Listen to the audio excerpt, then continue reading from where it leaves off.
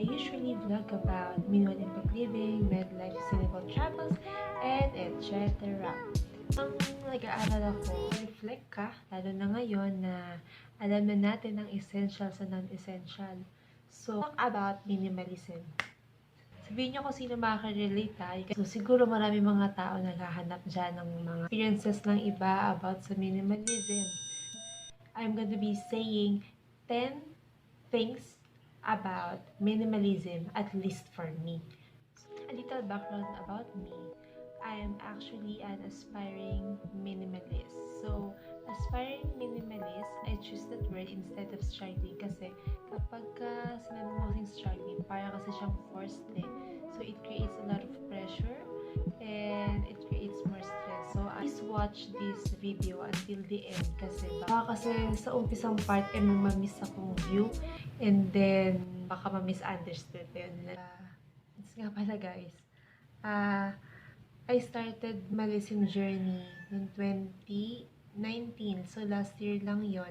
Pero nag-start na ako beforehand ng minimal impact living. Yung committed talaga noong 2018. So, I think advocate na ako nun kasi ever since talaga medyo personal na talaga sa akin itong mga to. So, nasa site ako ng eco-minimalism. Ayun. Anyway, minimal impact living is almost synonymous to zero waste. Pero kasi mas less kasi yung pressure na nagagawa ng minimal impact or low impact living kasi hindi siya katulad ng zero waste as in zero. Although yun naman ang goal natin. Pero kasi kapag gano'n, for me, for someone who is in the medical field, sobrang hirap din niya. And syempre for everyone na din, sobrang hirap din niya. So, I lessened it. Pero andun pa rin yung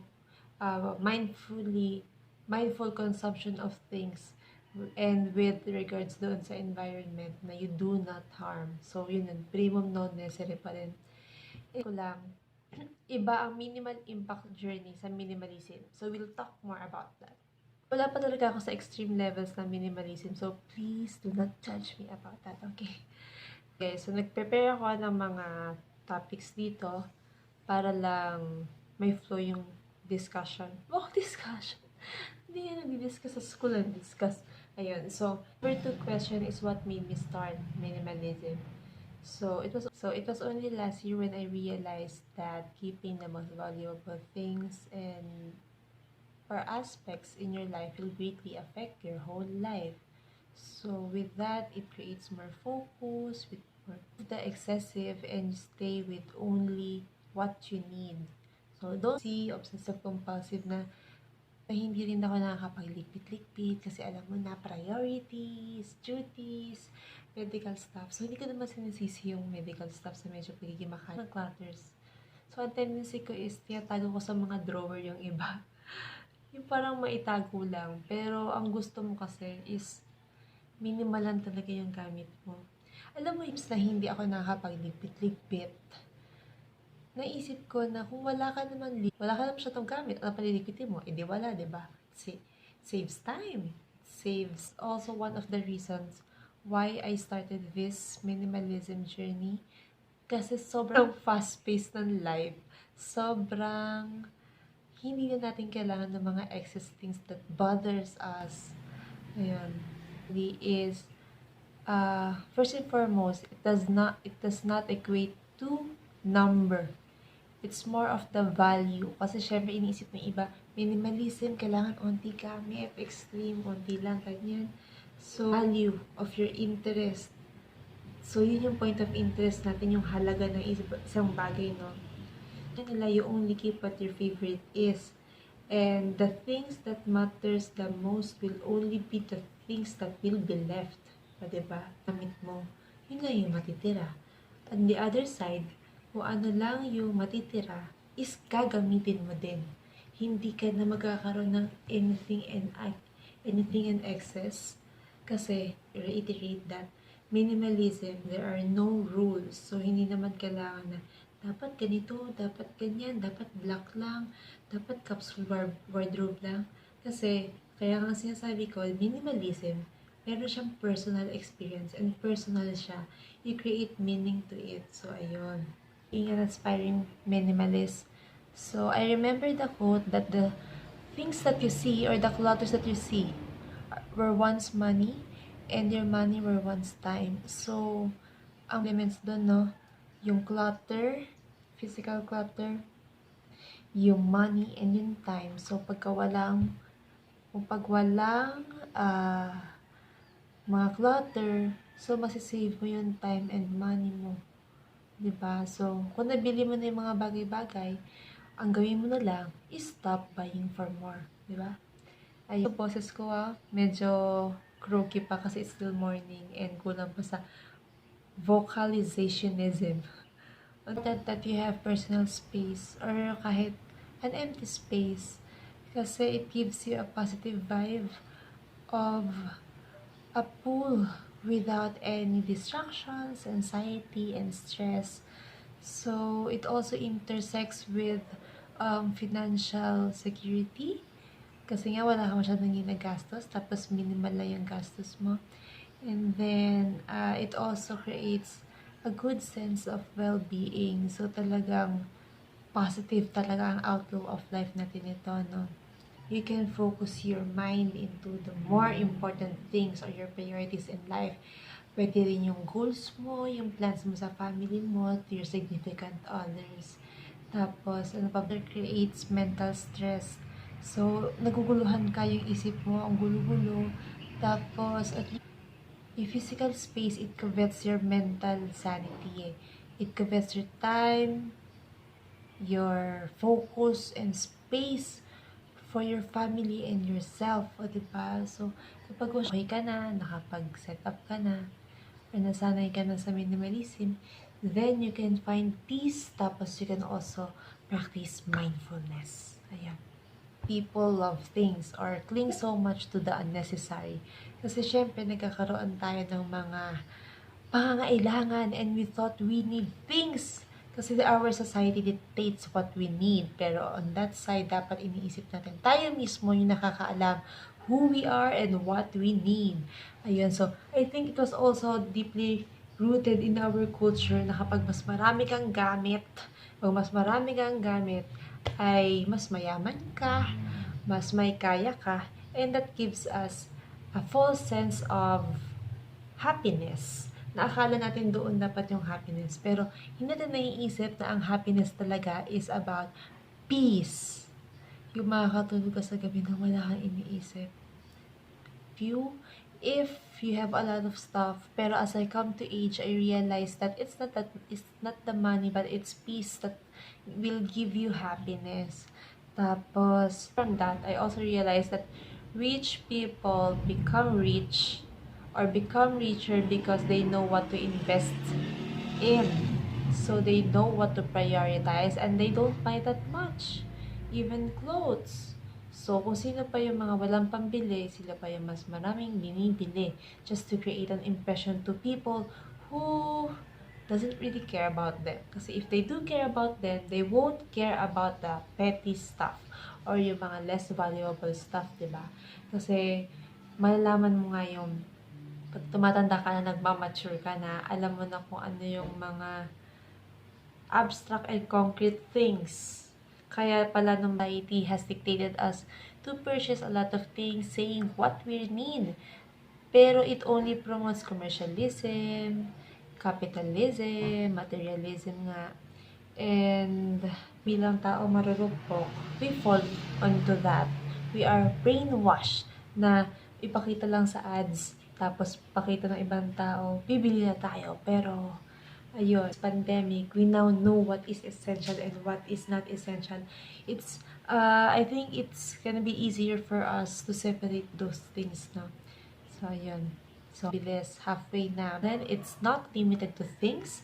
Pwede rin siya sa tao, mga toxic na tao, mga toxic sa Facebook, social media detox. Pwede mong gawin yun. Try mo. Ako hindi ko pa nagagawa, pero ay gamit sa bahay. And iba din pala yung minimalism sa minimal interior design, ha. Nandun yun sa ilalim nun. Kasi minimalism talaga, it's a lifestyle. It's a whole aspect na sabi ko nga, it has a more deeper meaning. Ayun. So, ayun, sabi ko nga sa inyo, pwede rin sa tao, sa mga toxic friends and relatives. You're allowed to say no to them, you are allowed to shut them off. Ayun. So, number 7, how did I start? So, I started yan in 2018. I started with my things, of course. And syempre, kapag malaking tanong kasi ng mga tao is, kapano daw kapag you live with non-minimalist people? So, yung family mo, hindi sila minimalist.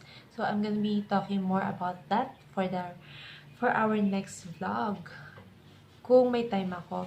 Ayun, so, maganda kasi dyan kapag may personal space ka, kung may kwarto ka, kasi hindi mo talaga magagawa yun agad-agad kung meron kang family. The only thing that you can do is to set as an example that is possible. Again, just like zero waste, or minimal impact living.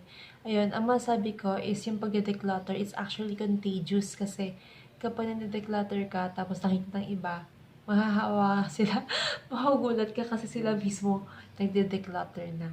Ayan, so yung clothes, dyan ako nagsimula kasi ang sabi nila, clothes are the easiest. Pero ang hirap kasi medyo, syempre, I'm still a girl, no? Medyo fashionista ko, no? Kikay, ganon. So, nanalo ko ng Kikay of the Year nung 4th year yata ako in high school.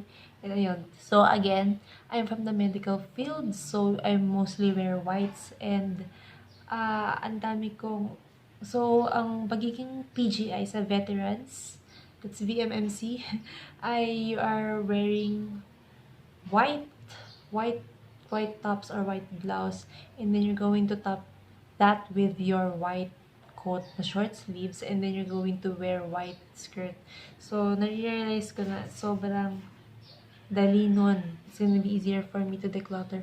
As well as it's gonna be easier for me to prepare. Imagine mo, white lang yung sinusuot mo. No one's even gonna notice na yun lang pa na yung ginagamit mo, di ba? Actually, kapag nag-uulit ka ng gamit or ng damit, hindi talaga mapapansin yun ng mga tao eh. Di ba? About myself, selling my pre-loved clothes. So, check nyo din yan. Ayan, so, as mga extreme level, so marami pa rin akong damit. Kasi diba, meron akong dorm, meron akong real home. So, anong nangyari? Marami pa rin pala akong gamit.